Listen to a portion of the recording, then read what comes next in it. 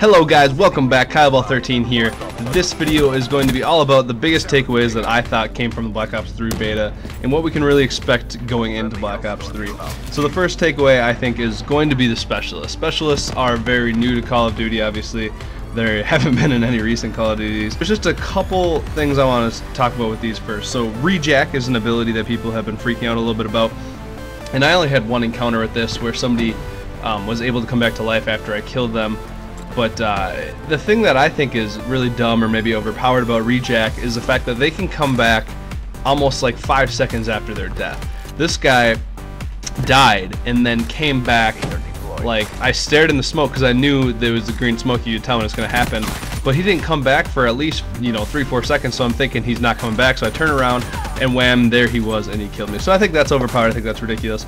Another one, Vision Pulse, I think is a little bit overpowered. You can see through walls and it kind of outlines the person for you. I don't know if it works for the teammates or not, but it definitely seems to be something that is not needed in Call of Duty.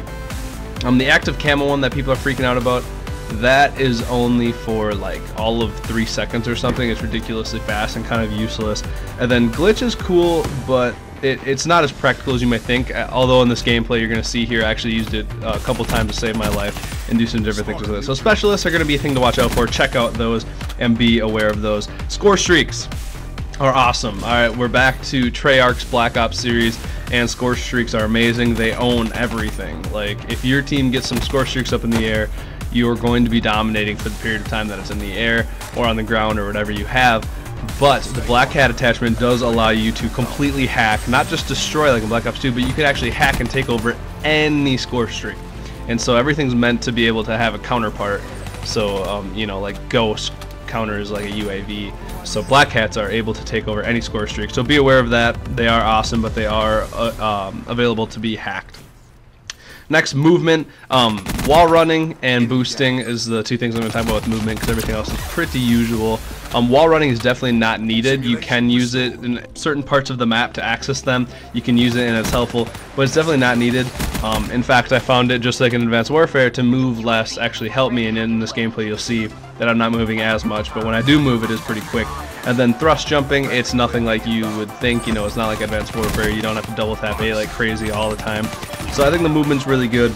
Put another point in there with the movement is this game is definitely SMG strong again, just like every Call of Duty we've had since Black Ops 2. Besides the one good assault rifle in Black Ops 2, it's definitely a SMG game, and I think that's really because of the movement that we've been getting. It's a lot faster paced. It's going to be the SMGs are going to be a lot stronger, and so far I've really found that. In fact, I had a really bad time actually playing the beta trying to use assault rifles, and then in this gameplay you're going to see me using the Kuda, tear it up with the Kuda, and that's because it's definitely an SMG based game, I think. Unless they make the maps bigger, that's just how it's going to be.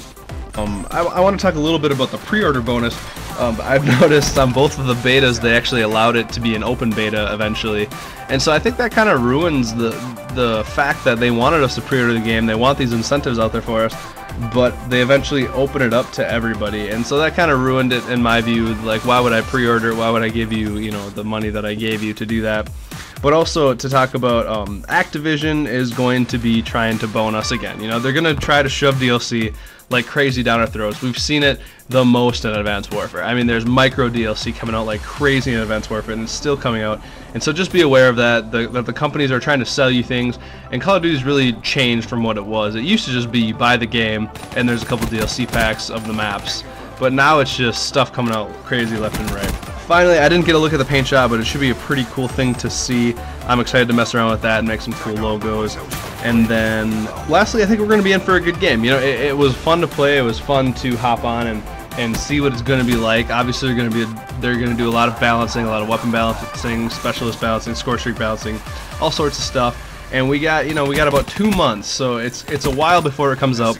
But those are the biggest takeaways I saw from Black Ops 3, and I'm excited for it to come out, you guys. Let me know what you guys think down below or on Twitter. Hit me up. Thank you for watching, guys. Check out my videos if you haven't seen them yet. Peace out.